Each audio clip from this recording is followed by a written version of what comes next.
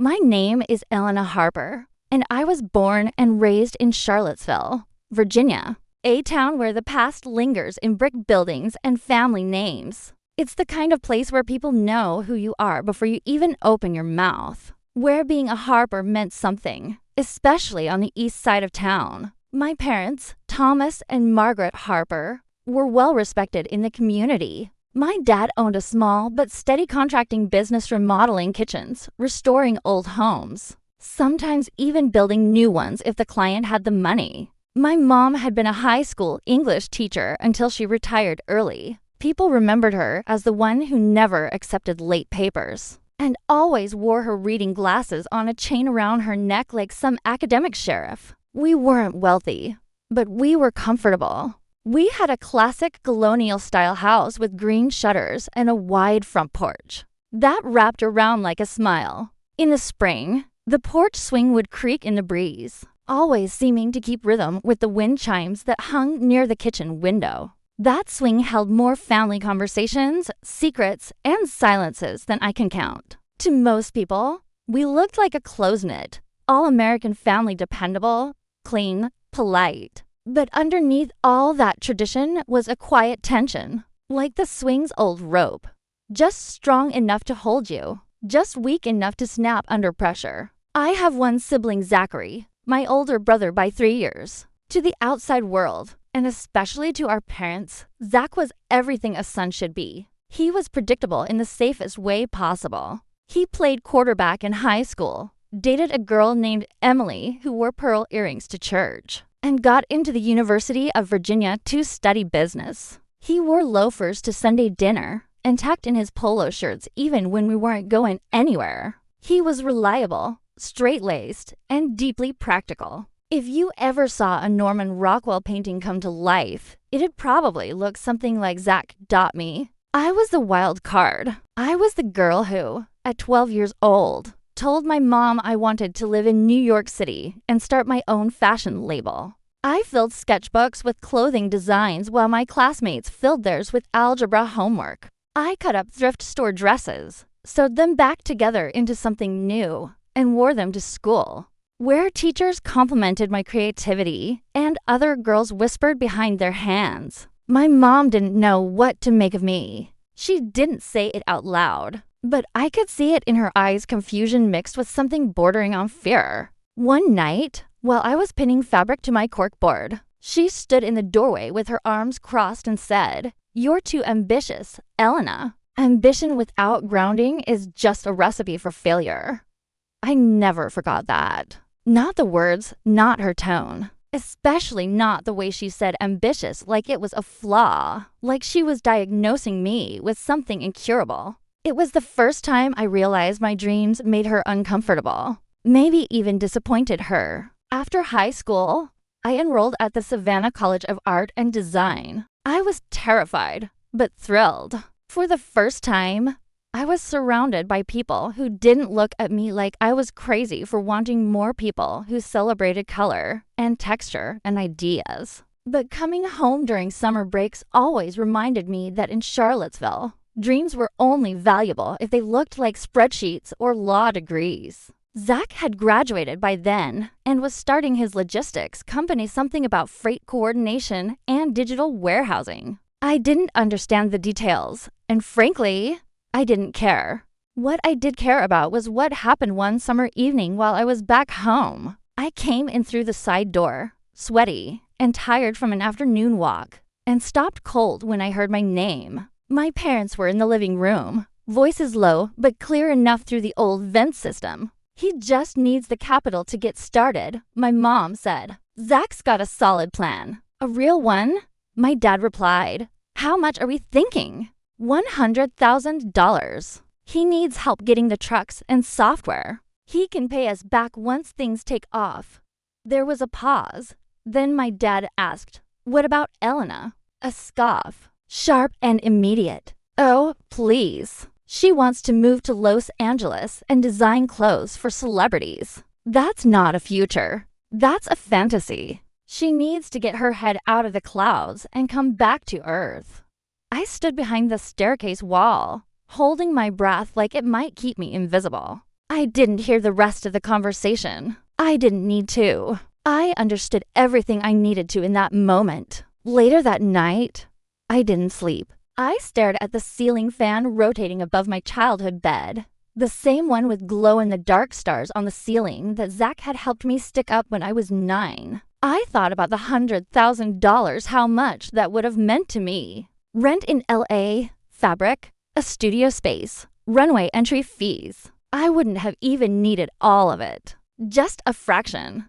Just a little belief. Instead, I had $1,470 in my bank account, a sketchbook filled with 28 original designs, and the name of one friend, Nina, who lived in Pasadena and had offered me her couch if I ever got brave enough to try LA.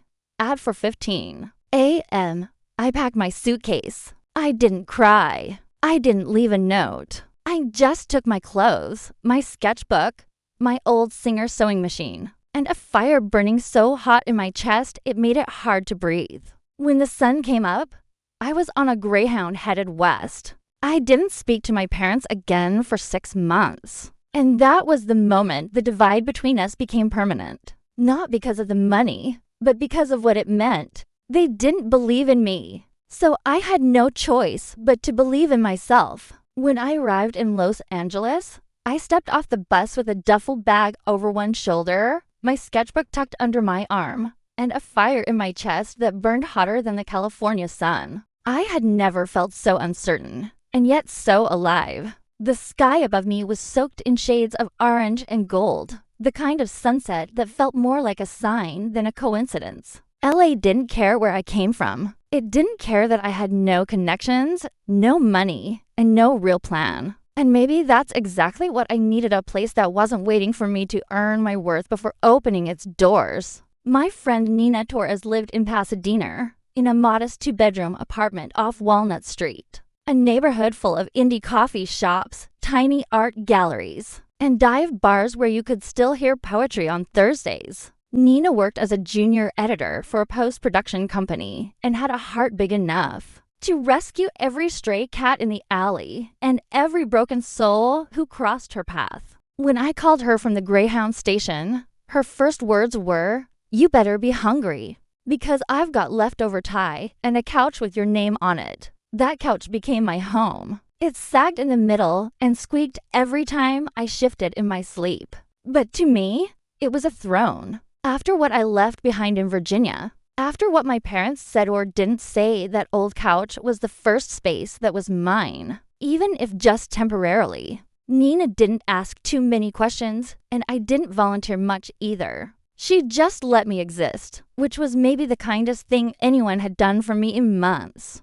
Those first few months in LA were not glamorous. I worked 3 jobs just to stay afloat. In the mornings, I poured lattes and scrubbed espresso machines at Kindred Grounds, a tiny cafe filled with aspiring screenwriters and failed novelists. I learned how to make cappuccino foam look like hearts and leaves, and how to smile even when someone snapped their fingers to get my attention. In the afternoons, I delivered vegan meal kits in a beat-up Toyota Prius owned by the startup. I spent hours navigating traffic, watching the skyline blur by, wondering if anyone out there was wearing clothes they actually loved. At night, I folded towels at a boutique hotel near Echo Park, listening to the hum of washing machines and pretending the guests couldn't see the exhaustion behind my eyes. In between, I designed on napkins, receipts, blank sketchbook pages. I stitched mock-ups at 2 a.m.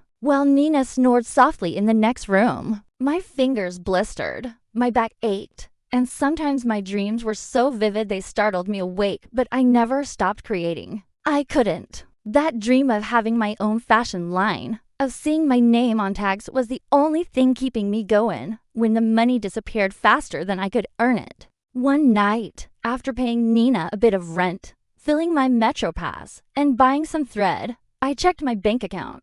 47 cents. That was all I had. I remember standing outside the corner bodega on Lake Avenue, staring through the glass at a single banana. I could have bought it and eaten something that night. Or I could save the change for a bus ride the next morning to Kindred Grounds. I chose the bus. Not because I wasn't hungry, but because if I missed that shift, I wouldn't make the $48 I needed for fabric next week. Hunger is cruel, but pride is even crueler. I walked back to Nina's place with my stomach growling and my resolve steeled. That night, I sat on the floor, surrounded by loose fabric and pencil shavings, and sent out over 100 emails. I attached PDFs of my sketches, most of them mock-ups of asymmetrical jackets, reimagined denim silhouettes, and layered textiles that told stories I didn't know how to say out loud yet. Some of the emails bounced back.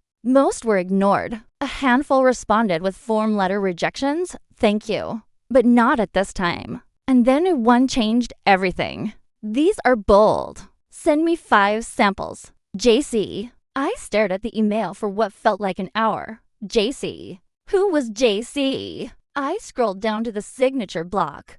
Jordan Clark, creative director, Mercury Atelier. I gasped so loudly I startled Nina's cat off the counter. Mercury Atelier was a mid-range fashion house in Santa Monica, not couture. Not mass market either. Known for edgy, wearable art. I'd studied their spring line just 2 weeks earlier, pausing on every page of the lookbook, circling design details in red pen like a student studying scripture. I sprinted to the bathroom, clutching my phone, and screamed into a towel so I wouldn't wake Nina. When I looked in the mirror, my eyes were wild, my hands trembling. I was still broke, still sleeping on a couch. But now I had a shot. I spent every cent of my next paycheck on fabric. High-quality scraps from a local mill, zippers that didn't stick, thread that wouldn't snap. I worked round the clock, transforming my sketches into physical pieces. A hybrid trench with oversized shoulders,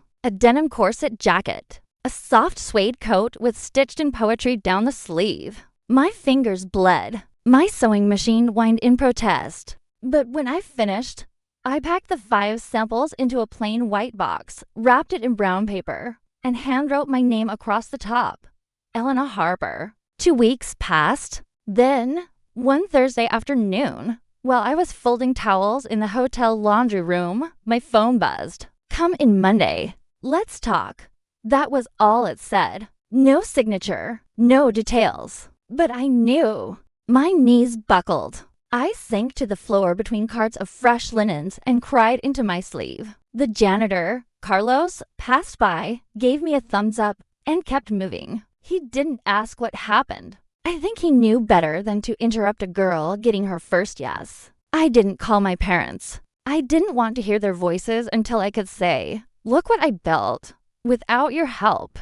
That moment was coming. I could feel it. For now, I just pressed my palm against the outside of that plain white box and whispered to it.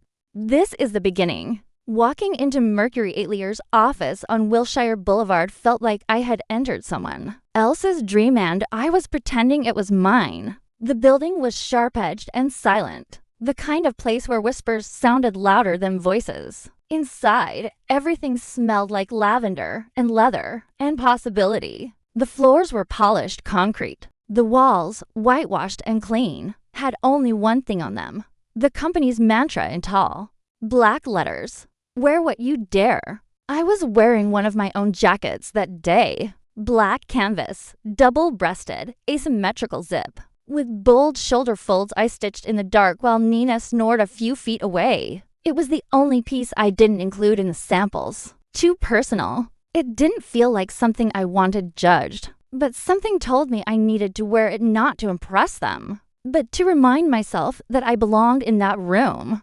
Jordan Clark, the creative director, met me with a handshake and a piercing look. He was taller than I expected, sharp-jawed, wearing square-framed glasses and a leather coat that probably cost more than my rent. His voice was blunt, clipped, almost military. You sew these yourself? He asked, flipping through the samples I'd sent. Yes. Design and pattern too.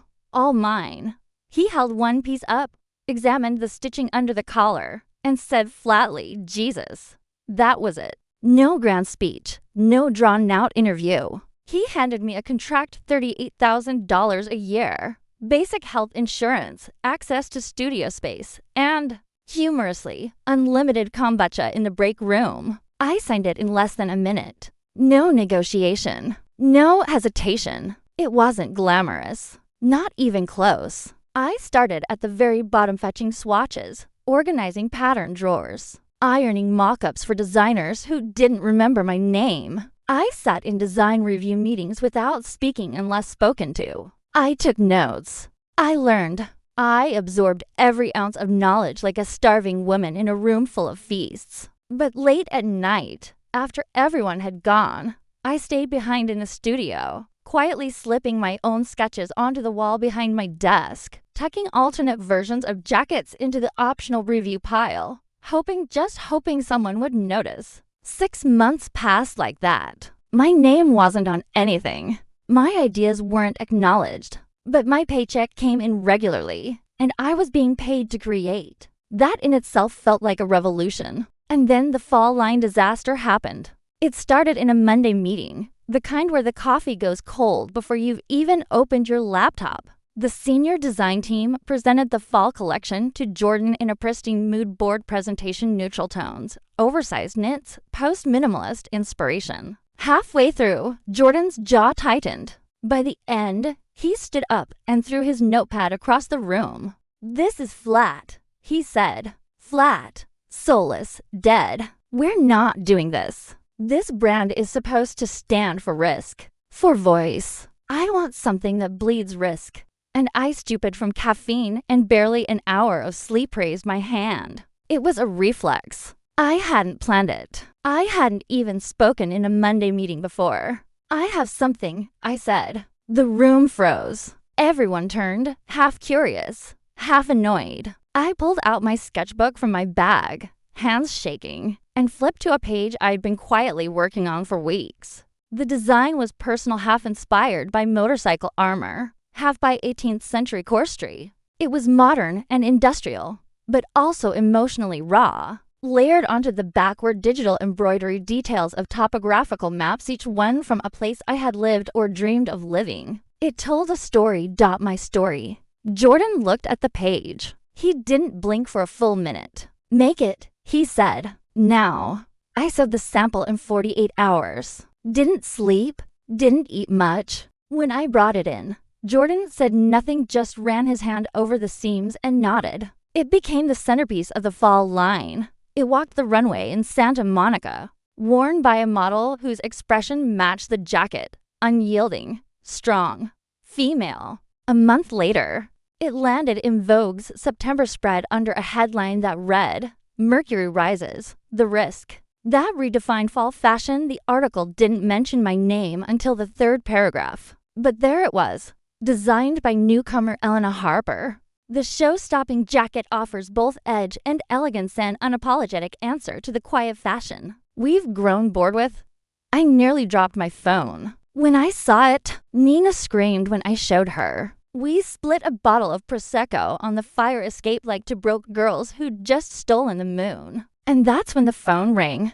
I was sitting in a lift, headed to a pop-up show in Silver Lake, wearing a dress from the new line. My phone buzzed. I looked down. "Mom?" For a long moment, I didn't move. I hadn't spoken to her or my father since I left Charlottesville. Not really. Not meaningfully. I answered, cautiously. "Hi." Her voice was quiet, like she didn't know how to begin. "Elena." "We saw the magazine." I said nothing. "Your name was printed. Elena Harper. That's really something." "Thanks," I said. My voice was flat. I didn't know how to shape it around the years of silence. "Your dad's here too," she said. I heard some shuffling. Then his voice. "We're proud of you, kid." I felt something shift in me, something fragile and ancient. For a moment, I was 13 again, sitting on the porch swing, sketching dresses with crayons and begging them to understand. Part of me wanted to cry. Another part didn't trust it. Then Mom spoke again, casual as ever. "Zach's thinking of expanding into Denver, maybe even San Diego. He could use a little creative input, branding, you know. With your name out there, it could help his image. Maybe you two could collaborate."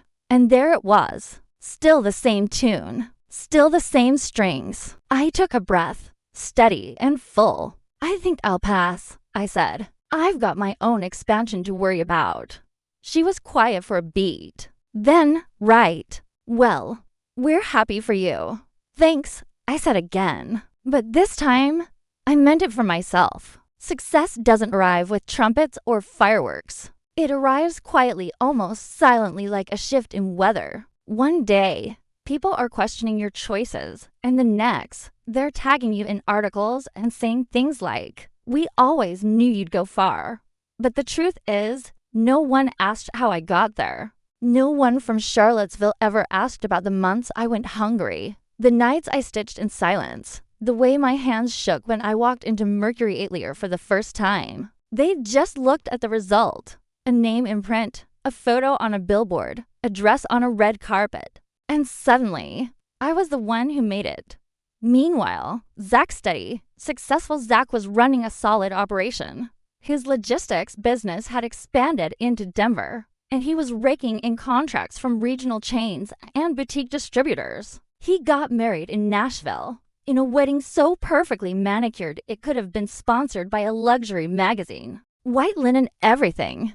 Live jazz band. Peach-infused cocktails with monogrammed napkins. I received an invitation, tucked in thick cream cardstock with gold foil edges. I didn't go. Instead, I mailed a pair of handcrafted silver cufflinks made from recycled metal, embossed with his initials, ZH, and nothing else. No note, no return address. I don't know if he wore them. I don't even know if he opened the box. By the time the 1-year anniversary of the Vogue spread came around, everything had changed. I had left Mercury Atelier and signed with Forge Studios in New York City, an edgy, fast-paced brand known for championing unconventional designers. The money was better $125,000 a year before bonuses or commissions, but more than that. It came with freedom. My name was on the designs now. My own label was quietly forming beneath the Forge umbrella, and I had a small but loyal team of assistants, stylists,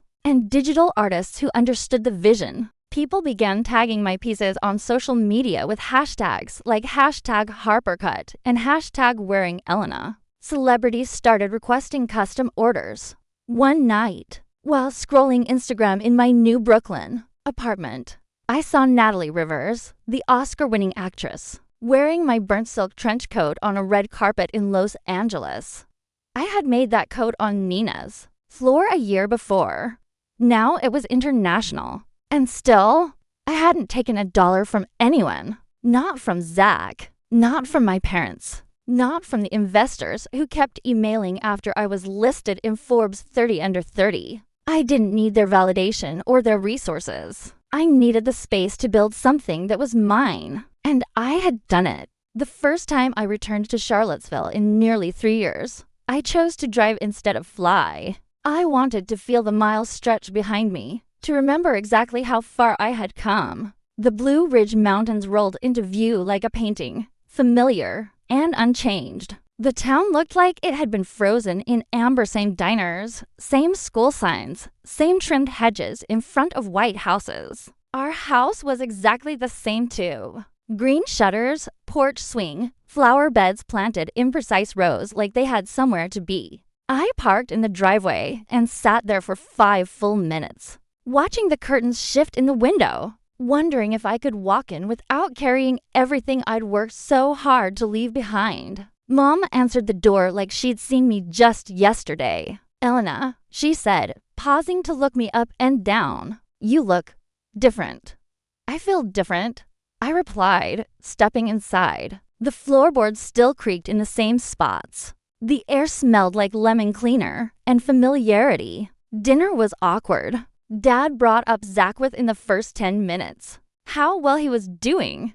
How proud they were. Mom mentioned, in passing, that he'd just bought a $900,000 house in Atlanta, complete with a backyard pool and a home office that opened to a balcony. I nodded politely. I didn't mention that I had just finalized a European licensing deal with Selfridges in London, or that I was negotiating a spring capsule collection with a boutique line in Paris. I didn't tell them that Natalie Rivers had personally invited me to her stylist's party in West Hollywood, or that I'd recently been offered a six-figure publishing deal for a coffee table book featuring my early designs. None of that mattered here. After dinner, over coffee in the living room, Mom cleared her throat. "We didn't mean to hurt you back then."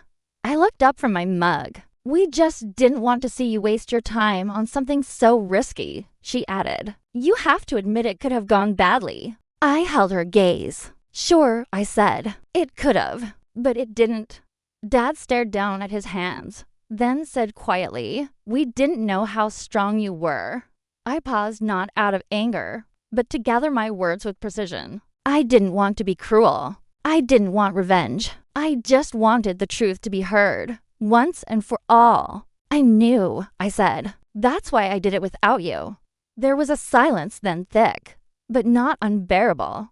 Just honest. The next morning, I left before sunrise. I didn't bother with goodbyes. The porch swing creaked once in the wind, like it had all those years ago, and I closed the door gently behind me. As I drove away, I didn't look back. Somewhere along the I-64, not far from Richmond, I passed a massive billboard. It took me a second to recognize it my fall campaign for Forge Studios. A model stood there in one of my original trench coats, her hair wild, her gaze unapologetically direct. Below her, in bold serif letters, the tagline read, "You don't need permission to be who you are." I smiled as I passed it, not because of the billboard, but because of everything behind it. The couch in Pasadena, the 47 cents, the rejection, the fight, the hunger not just for food, but for something real. Something that was mine. That's the truth I wish more people knew. You don't need permission.